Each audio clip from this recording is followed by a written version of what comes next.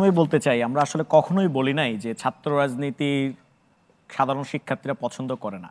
আমি যেটা বলতে চেয়েছি, ফ্যাসিবাদী যে একটা রাষ্ট্র কাঠামোতে বিগত 15 বছর ধরে রাষ্ট্র চলছিল, সরকার ব্যবস্থা পরিচালিত হচ্ছিল এবং ছাত্র রাজনীতি পরিচালিত হচ্ছিল, এতে করে একজন শিক্ষার্থী যখন আবরার ফাহাদকে দেখে হত্যাকাণ্ডের শিকার হতে, একজন শিক্ষার্থী যখন দেখে বিশ্বজিৎকে হত্যাকাণ্ডের শিকার হতে, তখন ছাত্র রাজনীতি নিয়ে বিভিন্ন ছাত্রদের মাঝে, সাধারণ শিক্ষার্থীদের মাঝে এক ধরনের ভীতি কাজ করে। তাদের কাছে ছাত্র রাজনীতি একটা ডিফারেন্ট পিকচার আছে। আমি এই কারণে বলেছি, যখন আমাদের ছাত্র রাজনৈতিক দলগুলো, ছাত্র সংগঠনগুলো ফ্যাসিবাদ উত্তর বাংলাদেশে রাজনীতি করবে, তখন তাদেরকে এই পিকচারটা মাথায় রেখে কিভাবে তাদের ছাত্র রাজনীতিকে ঢেলে সাজানো যায়, কিভাবে তারা শিক্ষার্থীদেরকে এই অভয়টা দিতে পারে যে গেস্ট রুমে নির্যাতন চলবে না, গণরুমে একজন শিক্ষার্থীকে পচে মরতে হবে না, এই আশ্বাসগুলো দিয়ে তাদেরকে ছাত্র রাজনীতি করতে বলেছি। ছাত্র রাজনীতি নিষিদ্ধের কোনো আলাপ আসছে না। মানে ছাত্র রাজনীতিকে কিভাবে আপনি সংস্কারমূলক করে শিক্ষার্থীদের মনোপুত করে আপনি ছাত্র রাজনীতি পরিচালনা করতে পারবেন, সেই প্রসঙ্গে আমরা বলেছি। আরেকটা ব্যাপার, এখানে আরেকটি প্রসঙ্গ আছে, সেই প্রসঙ্গটি এরকম যে ছাত্রদল বিশ্ববিদ্যালয় ক্যাম্পাসগুলোতে তাদের যে শিক্ষার্থী কেন্দ্রিক অথবা একাডেমিক প্রসঙ্গগুলোকে সামনে রেখে যে রাজনীতি অথবা তাদের যে আন্দোলন কর্মসূচি সেগুলো তারা করতে পারছে না। কিন্তু এই দুটি শিক্ষার্থীদের আপনি শুনুন দয়া করে, দুটি শিক্ষার্থীদের প্ল্যাটফর্মের অনেকেই আসলে তারা বিভিন্ন ভাবে এই কাজগুলো তারা করছে, তাহলে ছাত্রদল কেন করবে না? ছাত্রদল করেছে। ছাত্রদল তো গতকালও তাদের যে একটা প্রতিবাদ মিছিল ছিল, যদিও কুয়েটে তাদেরকে দেখা গিয়েছে, অনেককে রামদা হাতে অস্ত্র হাতে দেখা গিয়েছে, কিন্তু গতকালই তো ছাত্রদল আবার এটার বিরুদ্ধে একটা প্রতিবাদ, নিজেরাই প্রতিবাদ মিছিল বের করেছে, আমরা দেখেছি আর কি। সো ছাত্রদল যে আসলে রাজনৈতিক স্পেসে নাই বা পলিটিক্যালি অ্যাক্ট করছে না, ব্যাপারটা এরকম না। ছাত্র রাজনীতিতে ছাত্রদল পারফর্ম করছে এবং ক্যাম্পাসে তাদের এই পারফরমেন্স আছে। আমি যে জিনিসটা বলতে চাচ্ছিলাম আপার কথা সূত্র ধরে, সেটা হচ্ছে আপা বলছিলেন যে ছাত্ররা কি ক্ষমতার লোভে সরকারে গেল কিনা, বা এই ধরনের একটা ব্যাপার আছে যে ক্ষমতার মোহে পড়ে তারা সরকারে গেল। দেখেন, 3রা আগস্ট যখন নাহিদ ইসলাম এক দফা ঘোষণা করেছেন ফ্যাসিবাদী ব্যবস্থার বিলোপ এবং নতুন রাজনৈতিক বন্দোবস্তের কথা ঘোষণা করেছেন এবং শেখ হাসিনাকে বলেছেন স্টেপ ডাউন হাসিনা, তখন ক্ষমতার লোভ বিষয় ছিল না। এই ঘোষণার মাধ্যমে, এই এক দফা ঘোষণার মাধ্যমে বেসিক্যালি নাহিদ ইসলাম তার ডেথ ওয়ারেন্ট সাইন করছিলেন। ছাত্ররা সবাই তাদের ডেথ ওয়ারেন্ট সাইন করছিল, কেউ ক্ষমতার লোভে দেখছিল না। ক্ষমতার প্রশ্নই তো দূরে থাক, যদি আমাদের 3রা আগস্টে যে এক দফা ঘোষণা হলো, এটা যদি বাস্তবায়ন না হতো এবং ফ্যাসিবাদী সরকারকে যদি আমরা উৎখাত করতে না পারতাম, আমাদের ভাগ্যে কি হতো? সেই জায়গাতে কিন্তু এই জায়গাতে একটা ভুল বোঝাবুঝি হচ্ছে। এই জায়গাতে অসুবিধা হলো, সেই প্রসঙ্গ নিয়ে কোনোই বিতর্ক থাকতো না যদি নতুন দলের ঘোষণা না আসতো। এবং যেটা বিএনপি বারবার বলছে যে সরকারের মধ্য থেকে নতুন দল ঘোষণা করলে তখন সেই জায়গাটি জনগণ মেনে নেবে। আমি শেষ করি, এই সূত্র ধরে কিন্তু এই আলোচনা আমি শেষ করছি। ফলে ছাত্ররা যখন গণঅভ্যুত্থানের ডাক দিল, 3রা আগস্টে যখন তারা এক দফা ঘোষণা করলো, তারা আসলে কোনোভাবে এখানে ক্ষমতার দ্বন্দ্বের কোনো ইস্যুই নাই। আর ছাত্রদেরকে বারবার যে বলা হয় তারা ছাত্র প্রতিনিধি হিসেবে সরকারে গেছে, না, তারা ছাত্র প্রতিনিধি হিসেবে সরকারে যায় নাই, তারা সেখানে গণঅভ্যুত্থানের প্রতিনিধি হিসেবে গেছে। গণঅভ্যুত্থানের ওই 3 জন প্রতিনিধি যদি সরকার না থাকে, তাহলে সরকারের লেজিটিমেসি কি? What's the legitimacy of the government?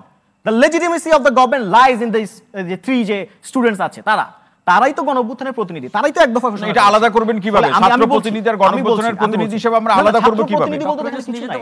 তারা গণঅভ্যুত্থানের প্রতিনিধি হিসেবেই সেখানে গিয়েছে, ছাত্র প্রতিনিধি বলে তাদেরকে ছোট করার কোনো স্কোপ নাই। রাকিব কিছু বলতে চান? ডক্টর ইউনূস নিজেই তো বলেছে ছাত্র প্রতিনিধি, তিনি ফিনান্সিয়াল টাইমসে সাক্ষাৎকার দিয়েছেন ছাত্র প্রতিনিধি, আপনি কেন অস্বীকার করেন? আপনি একটা জিনিস যদি না বুঝেন, আসলে আপনি 6 মাস পরে কেন অস্বীকার করছেন? গণঅভ্যুত্থান অস্বীকারের কিছু নাই, প্লিজ লেট মি ফিনিশ। গণঅভ্যুত্থানে যারা নেতৃত্ব দিয়েছে তারা ছাত্ররা ছিল, এর প্রশ্নে কোনো কি দ্বিমত আছে? তো বর্গ হিসেবে তো তারা ছাত্র, অ্যাজ ক্যাটাগরি আকারে তো তারা ছাত্র, there is no difference। আমাদের নিয়ে কোনো ডিসএগ্রিমেন্ট নাই, বাট আপনি যখন তাদেরকে ছাত্র প্রতিনিধি বলে তাদেরকে ডিমিন করতে চাচ্ছেন, না, তারা আসলে গণঅভ্যুত্থানের প্রতিনিধি। গণঅভ্যুত্থান যারা করেছে তারা এই গণঅভ্যুত্থান, বাকি উপদেষ্টারা কার প্রতিনিধি? Please let me finish, don't interrupt please. Okay please, sorry, continue. তারা সেখানে গিয়েছে, সেখানে গিয়ে তারা সরকারটাকে গঠন করেছে, এটা গণঅভ্যুত্থান নিষ্পত্তি। এবং আরেকটা কথা আমি বলতে চাই, বারবার আমাদেরকে বলা হয় যে আমরা যে ছাত্ররা কেন সরকারে গেল এবং এটা করলো। দেখেন, 1969 সালে ছাত্রদের নেতৃত্বে একটা অভ্যুত্থান, ছাত্ররা কিন্তু অভ্যুত্থানের নেতৃত্ব দিয়েছে। আমাদের বিজ্ঞ আলোচকবৃন্দ যারা ছিলেন তারা নিশ্চয়ই এটা ভালো বলতে পারবেন। কিন্তু তারা যে আশা আকাঙ্ক্ষা নিয়ে সেখানে গিয়েছিল, গণঅভ্যুত্থানে তাদের রক্ত দিয়েছিল, তারা সেটাকে বাস্তবায়িত হতে দেখে নাই। পরবর্তীতে আমরা 1990-এর গণঅভ্যুত্থান দেখেছি স্বৈরাচারী এরশাদের বিরুদ্ধে, সেখানেও কিন্তু ছাত্র তাদের নিজেদের তাজা রক্ত ঢেলে দিয়েছিল। এরপরও কিন্তু তারা তাদের সেক্ষেত্রে হেলেন জারিন খান এবং আমাদের রাকিব আল হাসান বলছে এবারও যে তারা খুব দেখতে পাচ্ছে ব্যাপারটা এরকম না। এটাই ওই আলোচনা তো 90-এর পরও কিন্তু দেখেন, এখন 24-এর পরেই কিন্তু ছাত্ররা দেখেন অন্য অভ্যুত্থানগুলো থেকে কেন এটার একটা আলাদা ফারাক আমি টানছি, কারণ 24-এর পরেও ছাত্ররা রক্ত দিয়েছে। এবার ছাত্ররা বলছে না, আমরা এবার রাষ্ট্রে একটা আমূল পরিবর্তন চাই। সেখান থেকে কিন্তু তারা ছাত্র যে বলতে ছাত্র প্রতিনিধি বা গণঅভ্যুত্থানের প্রতিনিধি, সেই হিসাবে কিন্তু তারা গভর্নমেন্টে আছে।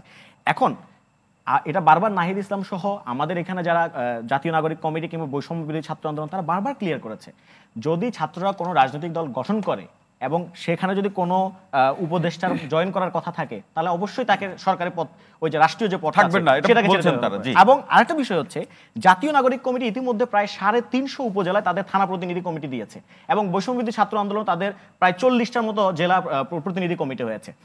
এই প্রত্যেকটা কমিটিগুলো যে হচ্ছে, এই কমিটি বা সাংগঠনিক বিস্তার, এটা কারা পরিচালনা করছে? এটা বৈষম্যবিরোধী ছাত্র আন্দোলন এবং জাতীয় নাগরিক কমিটি নিজ নিজ উদ্যোগে পরিচালনা করছে। ফলে রাষ্ট্রীয় পৃষ্ঠপোষকতা বলা কিংবা ক্ষমতার পৃষ্ঠপোষকতা বলা ঠিক না। দেখেন, বরিশালে যখন জাতীয় নাগরিক কমিটির নেতৃত্ব তাদের কার্যক্রম পরিচালনা করতে যায় তখন কিন্তু হামলা শিকার হয়েছে কৃষক দলের, স্থানীয় কৃষক দলের সদস্য সচিবের নেতৃত্বে, এবং ব্রাহ্মণবাড়িয়া জজ কোর্টে জাতীয় নাগরিক কমিটির নেতৃত্ব হামলা শিকার হয়েছে। ফলে আমরা যখন সাংগঠনিক কার্যক্রম পরিচালনা করতে যাচ্ছি আমরা কিন্তু বিভিন্ন জায়গায় হামলা শিকার হচ্ছি।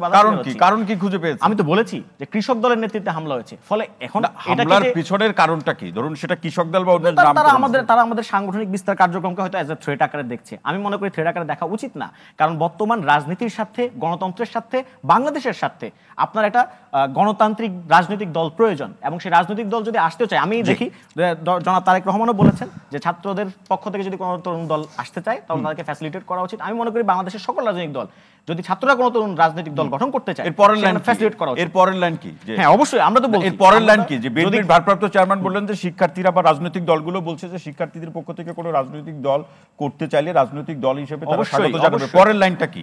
অবশ্যই এটা যদি ক্ষমতার সাথে কানেক্টেড হয়, জোটে যাবেন আপনারা? জোটে যাবেন? জোটের ইস্যু তো এখানে আসছে না ভাই। আপনারা তো শুরুতেই বলছেন যে আপনারা জোটেও যেতে পারেন। জোট তো নির্বাচন কেন্দ্রিক আলাপ। জি, জোট তো নির্বাচন কেন্দ্রিক। এরকম কিন্তু একটা খবর গণমাধ্যমে এসেছে যে আপনারা জোটেও যেতে পারেন। না, এখন তো ফরমেশন স্টেজ। আপনি তো ফরমেশন স্টেজের কথা আগে শেষ করতে হবে, তারপর আমরা নির্বাচন। যখন আলোচনাগুলো গণমাধ্যমে পাই তার সূত্র ধরেই তো রেফারেন্স দিয়ে আমরা বলছি